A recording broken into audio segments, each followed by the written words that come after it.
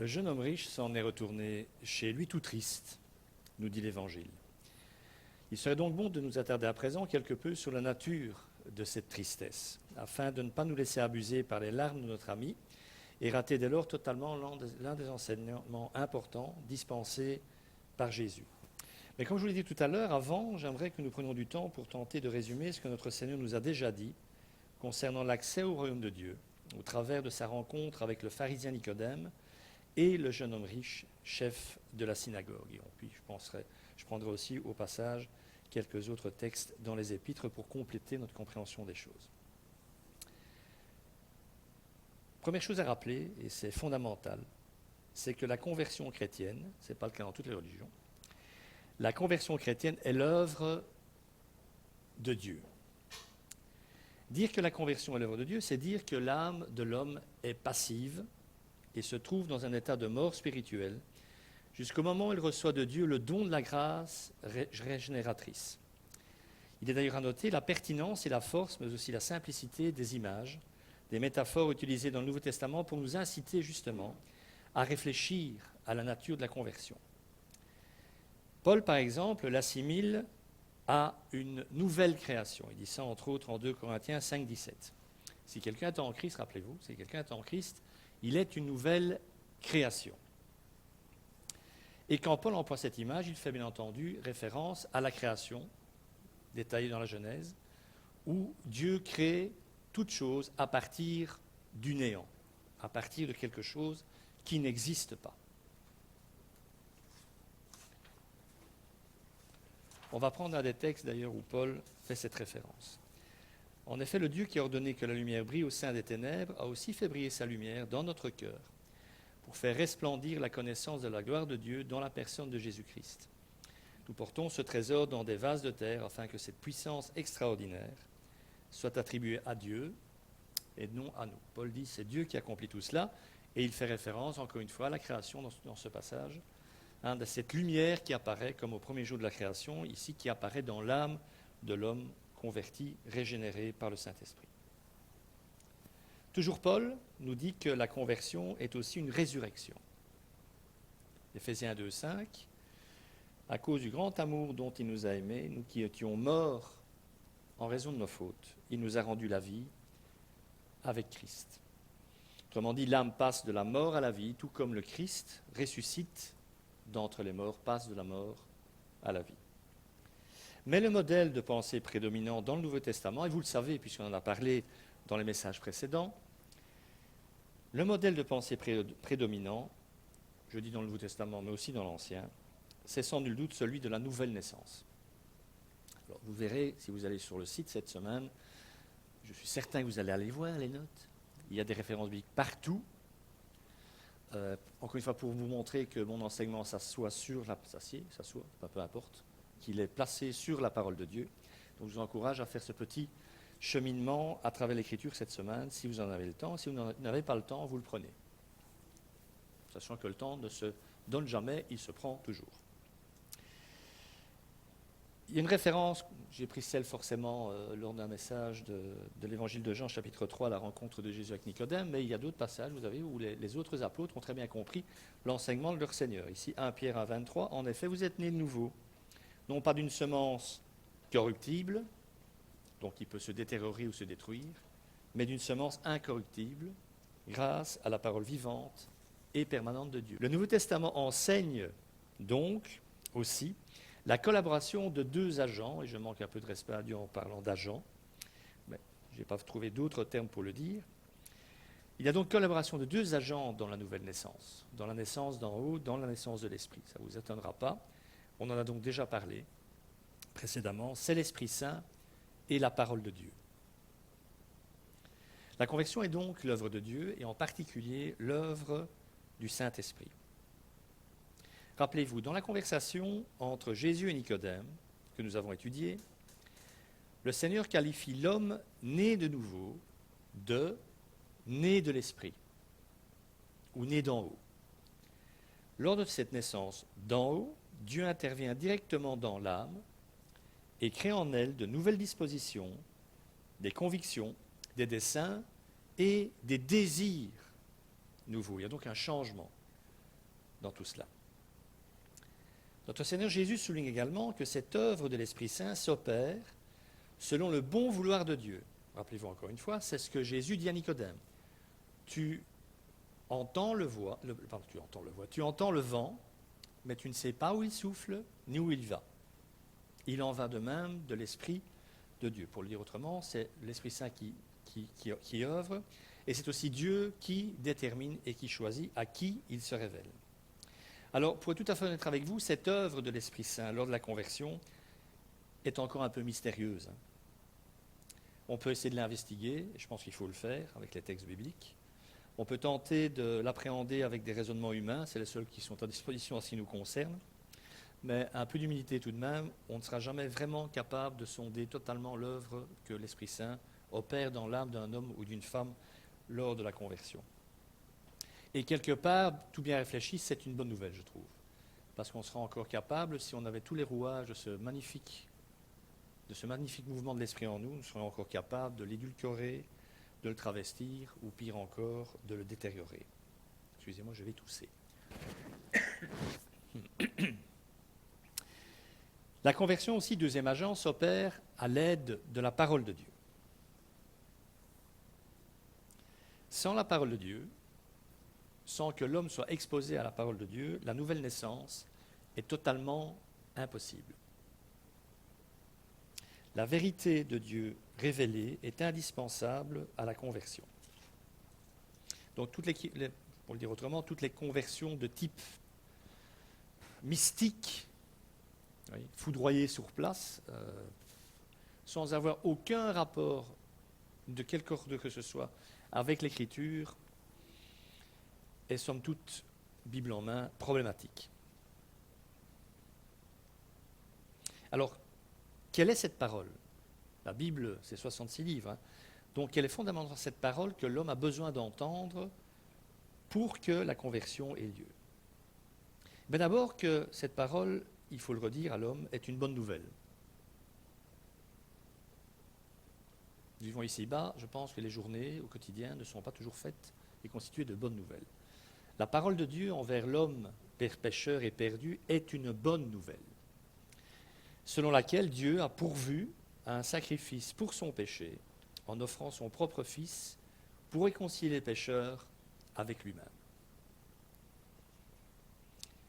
L'importance de la parole de Dieu suppose aussi celle de l'esprit de l'homme.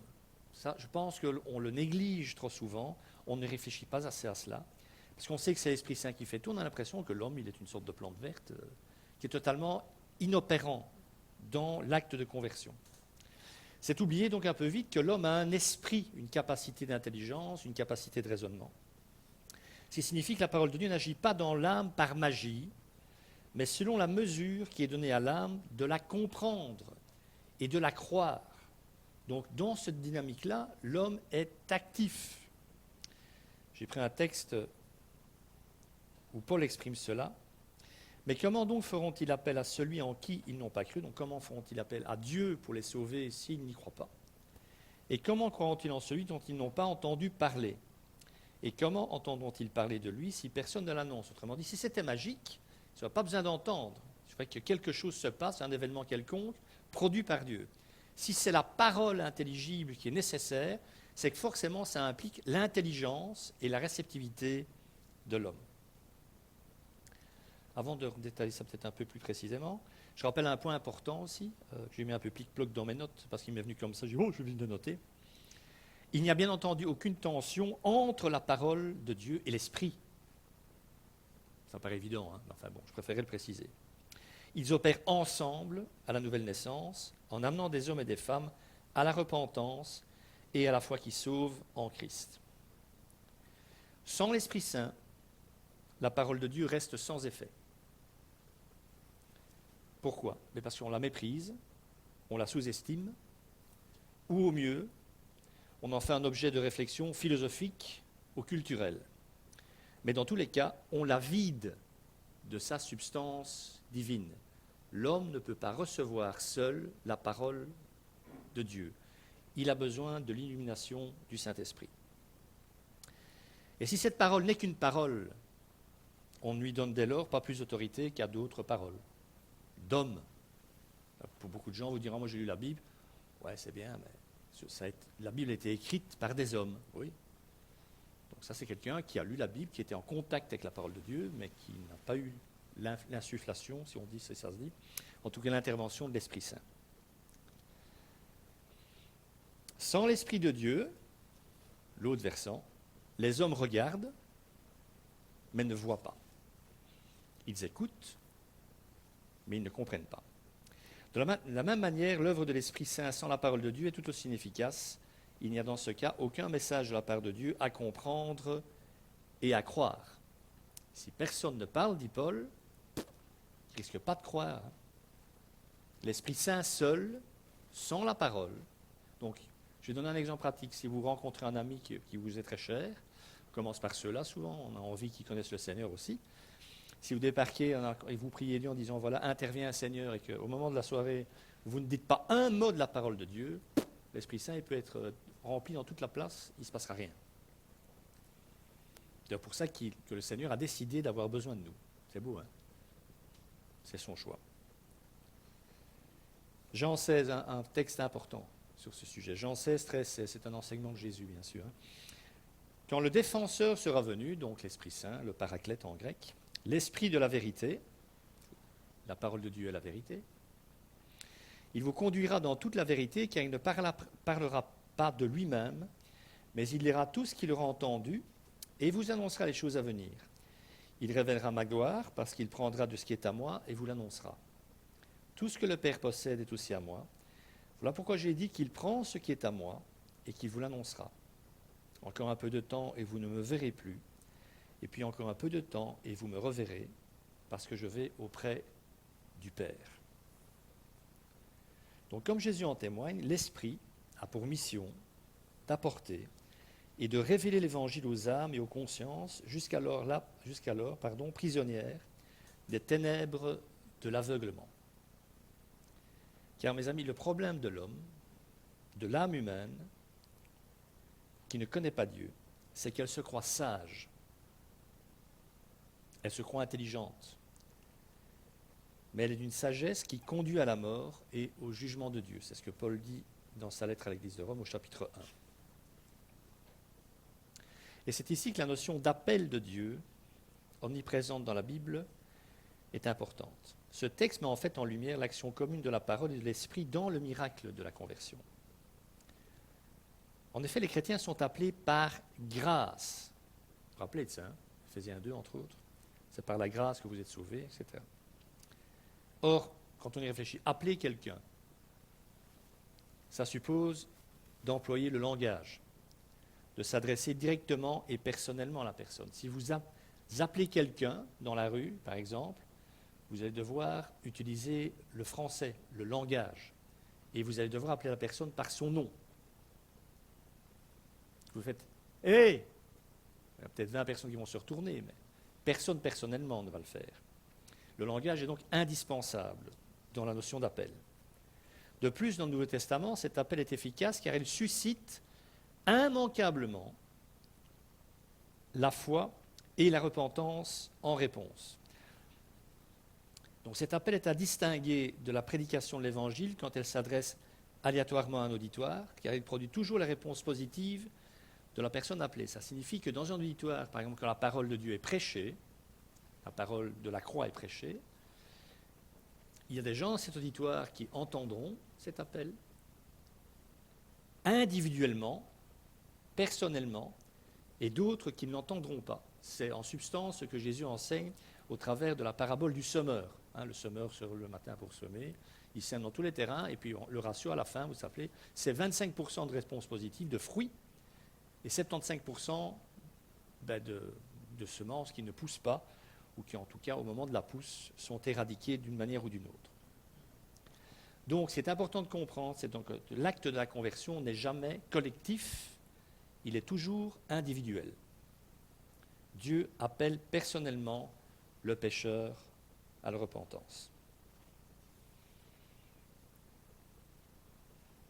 Rappelez-vous qu'en Jean 10, si ma mémoire est bonne, Jésus dit en disant qu'il est la porte de la bergerie, il dit « Mes brebis entendent ma voix, elles reconnaissent ma voix, je paraphrase un peu de mémoire, et je les connais par leur nom, je connais leur nom.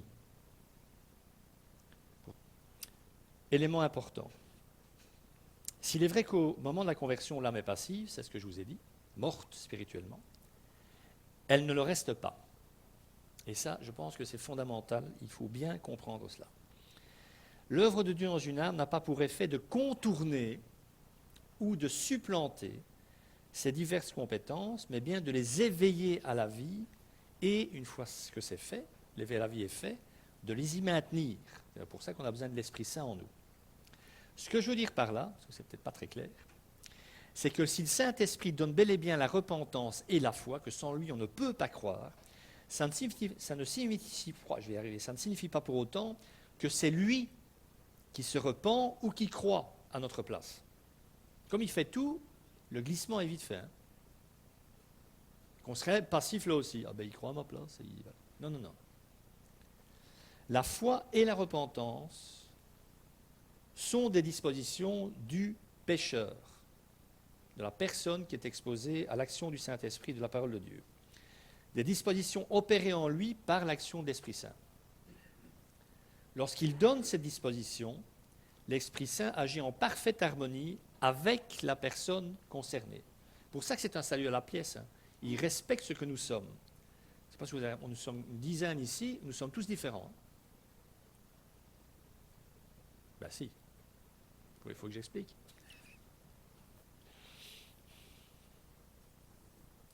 Donc l'Esprit Saint agit en parfaite harmonie avec la personne concernée, sans, et c'est important, sans la forcer à agir contre sa volonté ou sa raison. Il rencontrait la personne prête à accomplir ses actions, donc la repentance, etc., et apte à en voir la pertinence. Autrement dit, dans la conversion, votre intellect, votre raison n'est pas court-circuité. Hein. Donc cette implantation de la vie spirituelle, et je crois que le terme implantation est important, autrement dit, le nouveau cœur que Dieu nous donne, c'est pour ça que le terme d'implantation me paraît sympa, et que le Nouveau Testament appelle la régénération, conduit donc, et c'est la bonne nouvelle, inévitablement le pécheur à la repentance et à la foi salvatrice. Relisez ce très beau passage d'Ézéchiel 36, par exemple, les 26 premiers chapitres, les 26 premiers versets du chapitre, ce texte est absolument incroyable. Comme nous venons de le voir, le Nouveau Testament atteste que la parole et l'Esprit Saint opèrent ensemble la conversion. Il faut également préciser que la parole n'est pas une sorte de formule magique que le candidat à la conversion devrait entendre, ni un sort qu'on devrait lui jeter ou une incantation. J'espère que vous avez bien compris la différence. Elle est la vérité de Dieu. Et lorsqu'ils la reçoivent, et à mesure qu'ils la comprennent, le Saint-Esprit dispose les hommes à y croire et à placer leur confiance dans le Sauveur que Dieu leur a donné. C'est un processus. Hein. La toute-puissance de ce dernier, à les délivrer du péché, repose au cœur de cette vérité. Autrement dit, que Dieu a la puissance nécessaire pour convertir. Là encore, au moment de la conversion, Dieu travaille en l'homme en parfaite adéquation avec sa personnalité. En effet, quoi de plus naturel pour nous que de lire, enfin, peut-être pas pour tous, mais bon, ou d'entendre ce que les gens qui nous entourent ont à dire, de les comprendre, le langage, la communication, les relations. Notre vie tout entière, qu'elle soit familiale, peut-être pas pour tout le monde, mais soit amicale ou communautaire, repose sur cette compréhension, et il en va de même pour la conversion. Donc, pour qu'il y ait relation entre vous, il faut qu'il y ait communication. Il n'y a pas de communication, il n'y a pas de relation. C'est aussi simple que ça. Dans l'acte de conversion, c'est les mêmes éléments qui sont à l'œuvre. Autrement dit, lorsque nous lisons ou entendons la parole de Dieu, qu'elle soit lue individuellement, dans la Bible, seule, dans un coin, prêchée ou débattue, le Saint-Esprit nous donne de la comprendre et de lui faire confiance. Et cette compréhension n'a rien de mystique. Les écrits bibliques n'ont pas un sens caché qui ne serait accessible qu'à une élite spirituelle ou à un nombre d'initiés limité. L'Esprit Saint utilise simplement le sens naturel des Écritures. Autrement dit, quelqu'un qui a un niveau éducatif très bas, ou que quelqu'un qui a ça n'entre pas en ligne de compte. Toutes les catégories de personnes, indépendamment de leur capacité intellectuelle, sont tout à fait capables d'entendre, de comprendre et d'être soumis à l'action de l'Esprit Saint et de se convertir.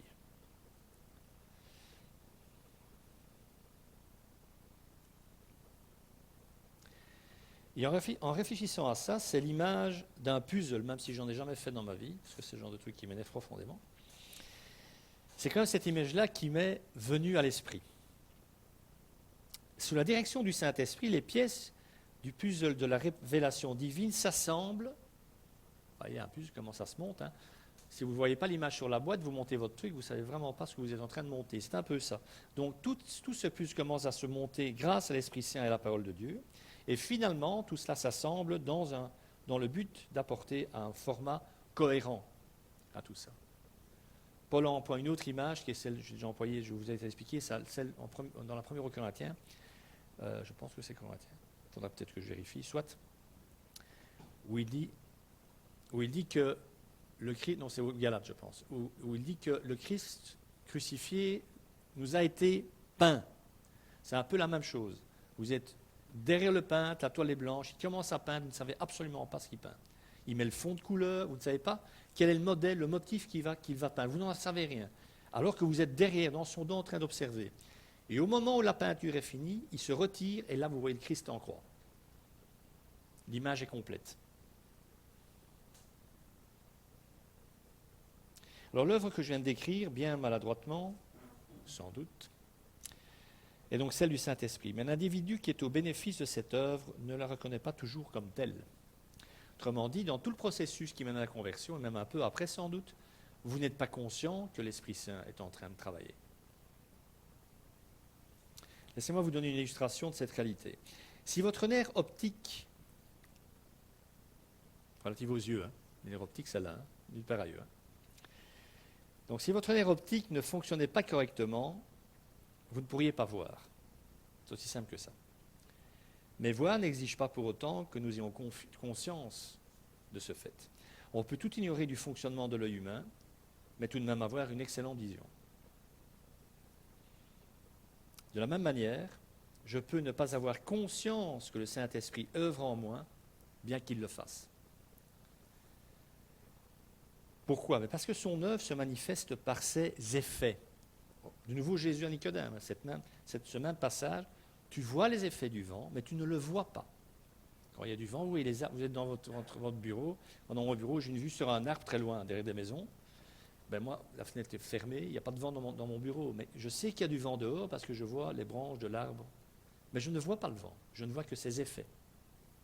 Alors quels sont les effets, en fait, du travail de l'Esprit Saint dans un homme ou une femme sur le chemin de la conversion? Ben, le désir de connaître la parole de Dieu, la conviction de péché, à un stade, la foi en Christ, et la repentance devant Dieu. Tous ces effets peuvent exister chez une personne sans que celle-ci sache qu'il s'agisse de l'œuvre du Saint-Esprit en elle. Je ne sais pas vous, mais moi je n'ai pas de souvenir que dans l'évangile que l'on m'a annoncé, on m'ait parlé de la méthodologie que Dieu utilisait pour convertir les hommes, entre autres le Saint-Esprit. La parole de Dieu et l'Esprit ont fait leur travail, et c'est après ma conversion, en étudiant l'Écriture, des contacts avec d'autres chrétiens plus matures que moi à l'époque, que je me suis rendu compte que l'Esprit Saint avait fait tout ce boulot. Il l'avait fait, mais j'en étais totalement inconscient.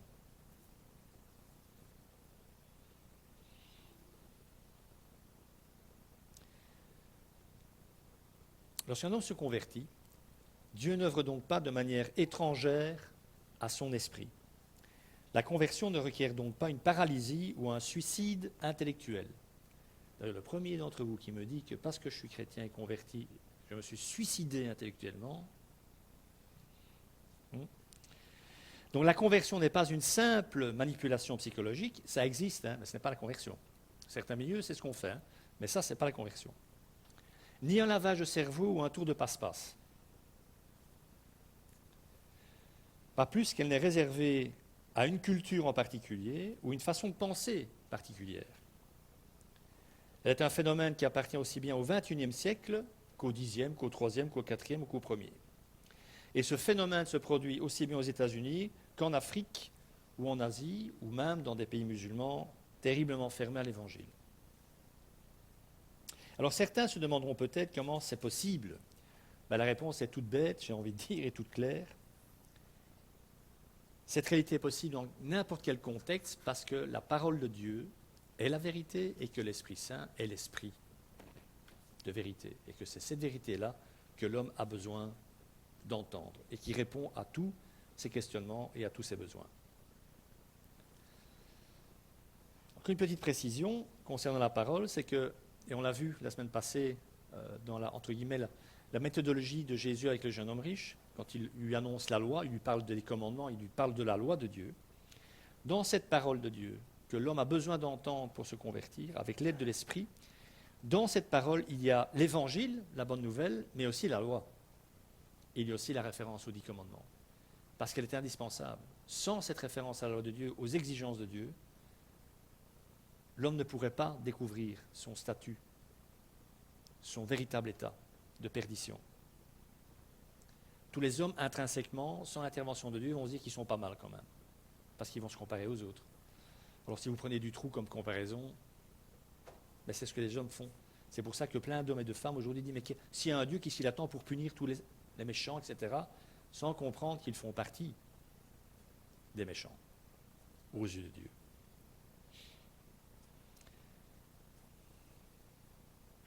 Le Saint-Esprit, lorsqu'il utilise la vérité divine révélée pour amener l'homme à la conversion, pose un diagnostic et prescrit le remède. Alors, pour le diagnostic, il n'y a que la loi. Sans la loi, vous ne pouvez pas poser le diagnostic. Mais pour le remède, il faut l'Évangile. Dieu vous aime, il en est son Fils, qui est mort pour vos péchés, à votre place. Comprenez? Diagnostic, remède, mais les deux sont indispensables. Et ce diagnostic est que donc la relation entre Dieu et l'homme a été rompue, et cette rupture est d'ordre moral et spirituel. Spirituel dans sa nature et moral dans ses effets. Ces effets sont d'ailleurs, quant à eux, visibles et largement répandus dans toutes les sociétés et cultures humaines, même si ces sociétés ne les identifient pas comme telles. Je m'explique. Toutes les sociétés, sans exception, ont connu et connaîtront la violence, la haine, la méchanceté, l'égoïsme, l'orgueil, la débauche, et j'en passe. Mais elles ne lieront pas toutes ces réalités au péché, au lien perdu entre Dieu et elles. Pourquoi? Parce qu'elles ont de ces réalités une vue sociologique, c'est-à-dire collective, globale, alors que la cause de tout cela est personnelle et à la fois morale et spirituelle. Donc, contrairement à ce que Jean-Jacques Rousseau a pu écrire, ce n'est pas la société qui corrompt l'homme, mais c'est bien l'homme qui produit la société dans laquelle il vit. Et celle-ci est l'expression du statut individuel de chaque pécheur. Donc, si la société est aussi mauvaise, c'est parce que vous l'êtes. Donc, en tant que chrétien, normalement, vous devez avoir un impact positif dans cette société. C'est le levain qui fait monter un peu la pâte. Petite parenthèse, si on vient à l'église, c'est la même chose. Quand des gens disent oh, il y a des trucs qui ne vont pas dans l'église, parce que c'est toi qui ne va pas. L'église est positivement l'ensemble de toutes nos qualités et de toute l'action de l'Esprit de Dieu dans nos vies, et notre soumission à l'Esprit Saint, et dans ses mauvais côtés, tout ce qui en nous n'est pas encore réglé, tout ce qui en nous disjoncte ou ne fonctionne pas. Nos qualités et nos défauts. Aucun d'entre nous ne peut dire cette église ne fonctionne pas, c'est la faute. Non, non, non. Elle ne fonctionne pas, forcément, elle n'est pas parfaite. Mais tu es en partie responsable du fait qu'elle ne fonctionne pas. Tout comme tu es en partie responsable du fait qu'elle fonctionne, sans doute. Vous comprenez? L'homme en tant qu'individu de par sa nature de pécheur ne perçoit pas le fait qu'il fait partie du problème et pas de la solution. Il ne comprend pas qu'il fait partie du problème. Les réseaux sociaux, tout le monde dit oui, c'est ceci, les gouvernements, cela. Ils ne se rendent pas compte que si ça ne fonctionne pas, ils en sont responsables. Pour en prendre conscience, il faut que le Saint-Esprit éclaire cet homme ou cette femme au moyen de la parole de Dieu, de la Bible.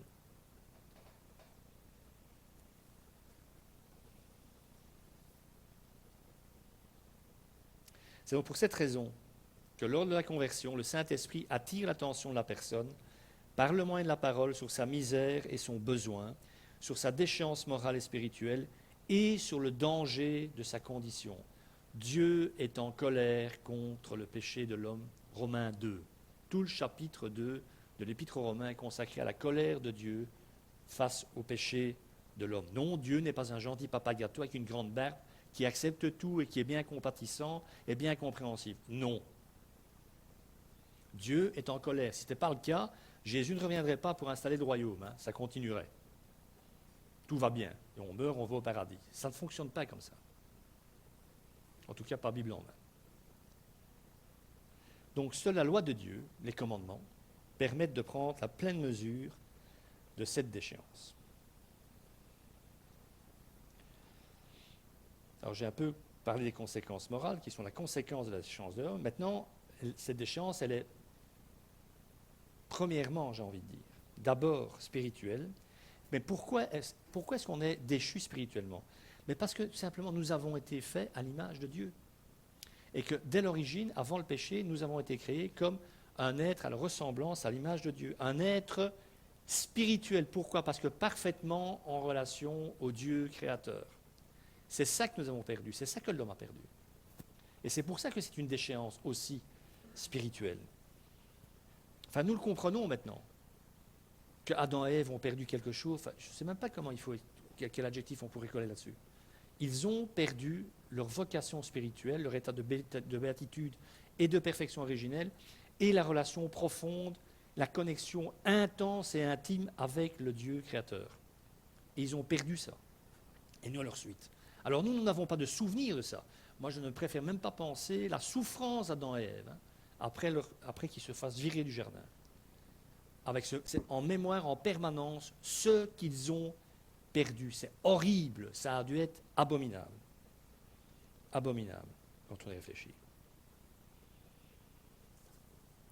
Le seul qui a connu pire, c'est Jésus sur la croix, par l'abandon de Dieu.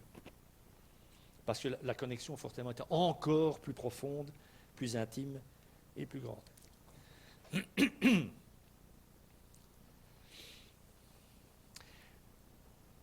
Tout ça signifie en fait qu'à l'origine, l'homme a été créé pour servir son Créateur dans le cadre d'une relation d'amour tissée de reconnaissance et d'obéissance. C'était ça le plan d'origine. Cette relation brisée de nature spirituelle, profondément. Mais les conséquences visibles sont morales. On ne peut prendre conscience de sa brisure spirituelle que si l'Esprit Saint intervient et si nous sommes exposés à la parole de Dieu et si nous nous convertissons, là, cet homme-là ou cette femme-là, et nous sommes passés par là, il va prendre conscience de cette rupture spirituelle. Il va se rendre compte qu'il est un être spirituel à la base. Et que Dieu l'aime. Et que sa vocation, c'est d'être aimé de Dieu et d'aimer Dieu et de le servir. Mais tant qu'il n'en est pas là, l'homme, il se contente des conséquences. Le visible de cette relation spirituelle brisée, c'est les conséquences morales. Et ça, tous les hommes peuvent le voir. Avec moins d'acuité aujourd'hui. Puisqu'aujourd'hui, on est dans ce que décrit Ésaïe au chapitre 5 de son livre. Vous appelez le mal bien et le bien mal. On y est. Je pense pour la première fois de l'histoire de l'homme, nous y sommes. Et ça ne va pas s'arranger. Pour prendre la pleine mesure de ce qu'il a perdu, parce qu'à un certain stade, encore une fois, il ne peut pas comprendre qu'il ait perdu quoi que ce soit, mais l'homme ne doit pas se référer à ses sentiments, à ce qui lui semble raisonnable, ou aux normes sociales dominantes, mais il doit se référer à la loi de Dieu révélée dans le Décalogue, dans la vie et les enseignements du Christ, et dans celui des apôtres. Il doit être exposé à ça pour prendre conscience. Et cette loi, la fameuse loi en question, la loi de Moïse, est une loi d'amour. On ne se rend pas compte quand on lit l'Ancien Testament. On se dit « Oh, quelle horreur !» Je rappelle quand même que, encore une fois, on l'a vu la semaine passée, cette loi régit en fait les relations avec Dieu et les relations avec les autres. Vous vous rappelez, Deutéronome 6, 5 à 9, Lévitique 19, 18. Tu aimeras ton Dieu, toute ta force, toute ta pensée et de tout ton cœur, et ton prochain comme toi-même. Voilà. C'est la loi. Qu'est-ce qu'il y a dans le fondement de cette loi? Tu aimeras ton Dieu et tu aimeras les autres. Et cette loi, ça c'est Jésus qui nous l'apprend, ne se limite pas aux actions extérieures observables, mais concerne aussi les motivations et les intentions cachées. À la lumière de tous ces critères, quand on examine tout ça, l'humanité est en état de rébellion contre Dieu parce qu'il ne remplisse pas, l'homme ne remplit pas tous ces critères.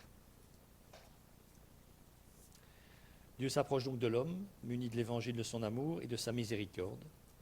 Et cet évangile, c'est celui du sacrifice de son Fils.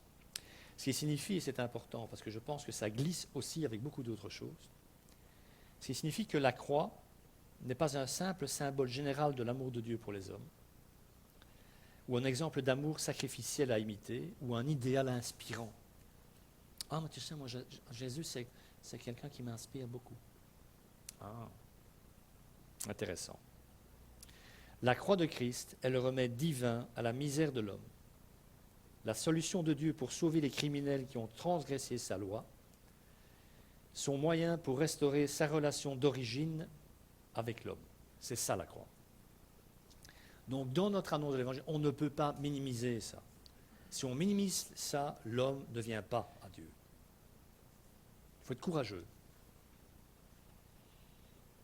Dans ce schéma, Dieu est le Créateur offensé, bafoué dans son amour, et qui pourvoit lui-même le remède en donnant son Fils.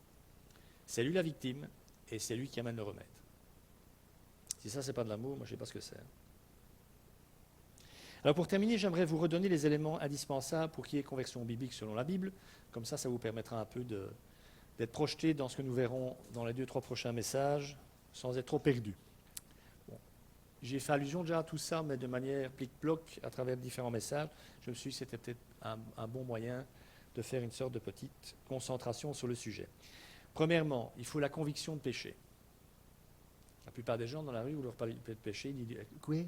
Au mieux, s'ils ont un peu de culture, on dit « Ah ouais, ce vieux truc en rapport avec la religion, c'est ça dont tu parles ?» Il y a 50 ans, le péché, ça résonnait encore un petit peu dans la culture ambiante. Aujourd'hui, plus personne ne sait ce que c'est et tout le monde s'en fout. Donc même ça, il va falloir redéfinir ce que c'est. Si vous devez être audible, que les autres vous comprennent, il va falloir leur expliquer ce que c'est le péché. Et qu'ils sont pécheurs.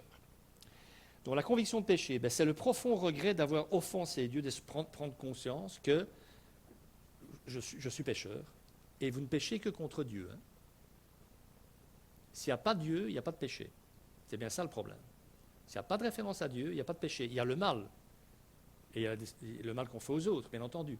Mais on ne fait pas de mal à Dieu, puisqu'il n'existe pas.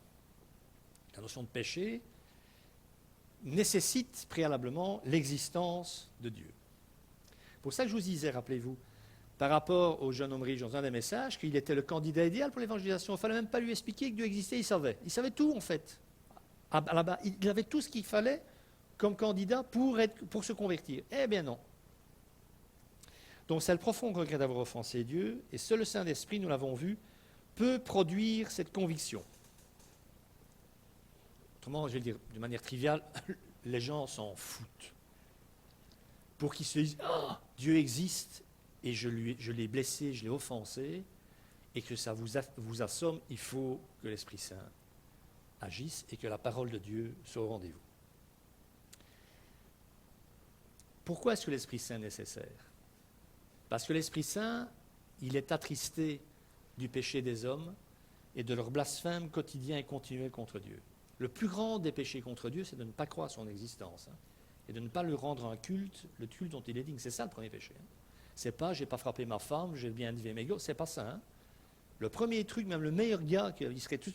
Oui, mais moi j'ai tout... Non, non, non. Tu as cru en moi? Tu croyais en moi? Non, ben voilà, t'es foutu. Enfin foutu, façon de parler. Tu ne rentres pas dans la ligne. Le Saint-Esprit est attristé lui-même de cette situation. Et il va donc, au moment de la conversion, répandre cette tristesse dans le cœur de celui qu'il veut gagner. Et cette tristesse, selon Dieu, produit une repentance pour le salut dont on ne se repent jamais. Autrement dit, qu'on ne regrette jamais. C'est Paul qui dit ça. Cette repentance-là, cette culpabilité-là, on ne la regrette jamais, parce qu'elle nous sauve. parce que sans elle, je ne suis pas sauvé. Deuxième élément, merci ma chérie, la repentance. C'est la tristesse qu'on éprouve de ses péchés et la douleur d'avoir offensé Dieu. Alors ça reste vrai dans toute la vie chrétienne tous les jours. Ça peut-être pas tous les jours, parce que de là à pleurer, malheureusement on ne pleure pas assez, moi non plus. Mais quand vous pleurez devant Dieu parce que vous l'avez offensé, parce que vous avez péché, et que vous ressentez cette douleur, c'est ce que les pères de l'Église appellent la contrition, ça c'est aussi l'œuvre du Saint-Esprit.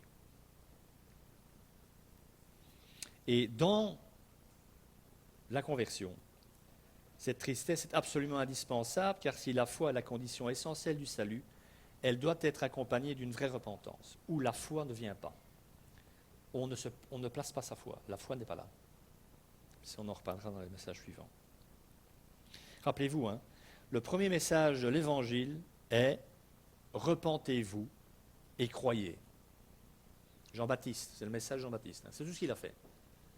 Repentez-vous parce qu'il arrive, celui qui va mourir pour vos péchés, il arrive, repentez-vous. Je rappelle aussi, on l'a vu, Jésus n'est pas venu sauver des justes, il n'y en a aucun, mais des pécheurs qui, dans la tristesse et les larmes, se reconnaissent comme tels.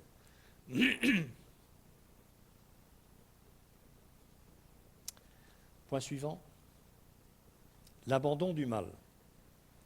La vraie repentance produit un dégoût du péché, une rupture des mauvaises habitudes suivies jusque-là. Il s'agit par un changement de vie, de produire, selon les termes de produire des fruits dignes de la repentance, comme l'annonçait aussi Jean-Baptiste. Ça ne veut pas dire que vous ne pécherez plus une fois que vous serez converti, mais que ça ne vous laissera plus indifférent. Ce ne sera pas tous les jours les larmes en demandant pardon, mais à un moment, ça va venir. Si ça ne vient pas, c'est que votre cœur est en train de s'endurcir. À un moment, ça doit craquer. Et il faut le demander à Dieu, les larmes, si elles ne viennent pas. Il faut les demander à Dieu. Ça me fait penser justement à cette très belle prière d'Isaac le Syrien, qui dit, Seigneur Jésus, donne-moi les larmes de la repentance, mon cœur est sec. Il sait qu'il confesse ses péchés, mais c'est mécanique, quoi. Voilà, je te demande pardon pour ci, je te demande pardon, blabla, je fais ma petite liste, amen, salut. Ça, c'est pas la repentance, mes amis. Ça, c'est la liste de courses.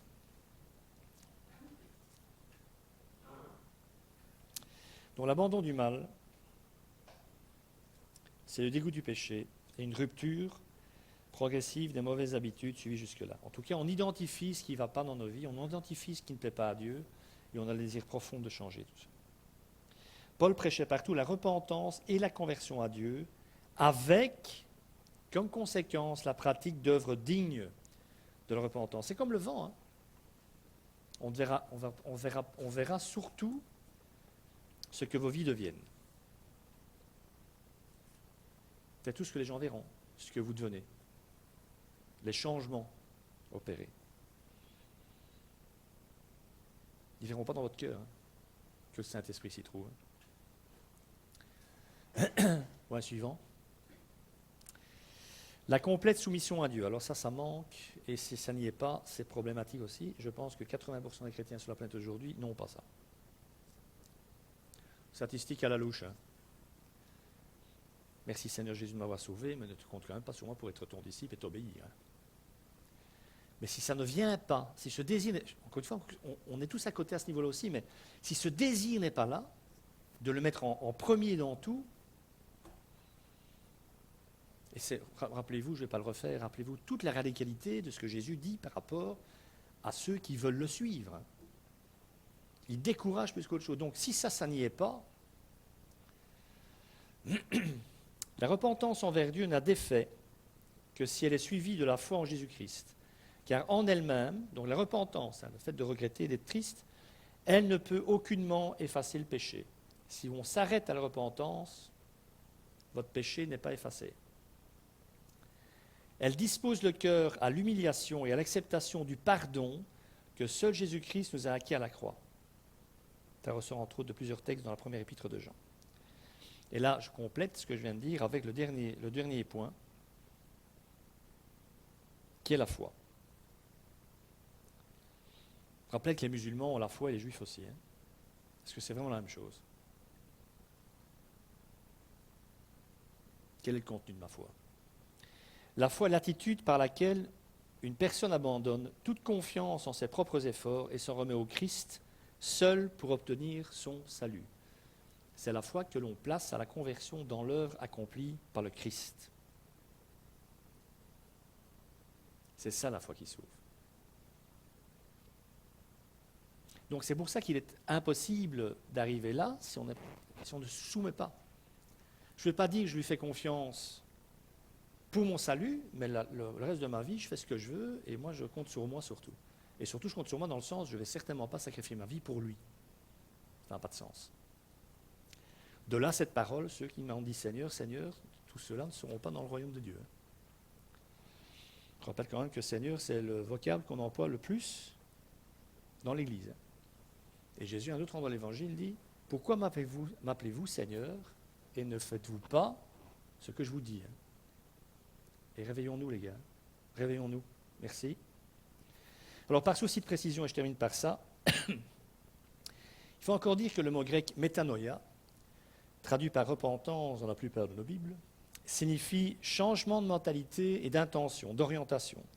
Ce qui signifie que la repentance peut décrire une étape de la conversion, comme je l'ai dit, ou l'ensemble du processus, dans lequel tous les autres éléments sont embarqués.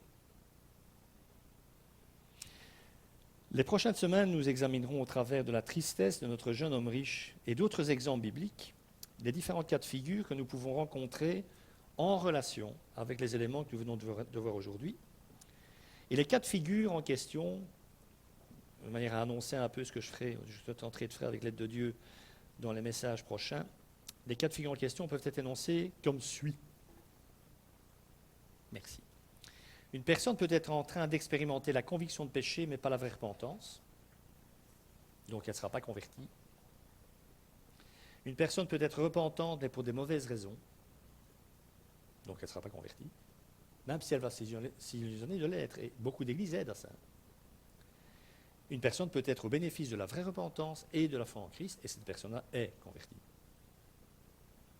Mais si on ne peut pas distinguer les modèles, et pourtant les modèles sont dans, c'est ça que on essaye de faire à travers des rencontres de judaïsme de vraies personnes dans l'Évangile, c'est même pour ça que ces rencontres sont là, à mon sens. Parce que toutes ces rencontres tournent autour du royaume de Dieu et de la conversion et de la vie éternelle. C'est 99% de l'enseignement de Jésus. Parce que c'est ce qui est le plus important. Et c'est pour ça que ces êtres sont là, et c'est pour ça qu'ils réagissent d'une certaine manière au message de Jésus, parce que notre Seigneur veut nous dire, lui, il a des éléments, mais il n'est pas converti. Mais nous verrons ça dans les dimanches qui viennent. Que le Seigneur bénisse sa parole. Amen.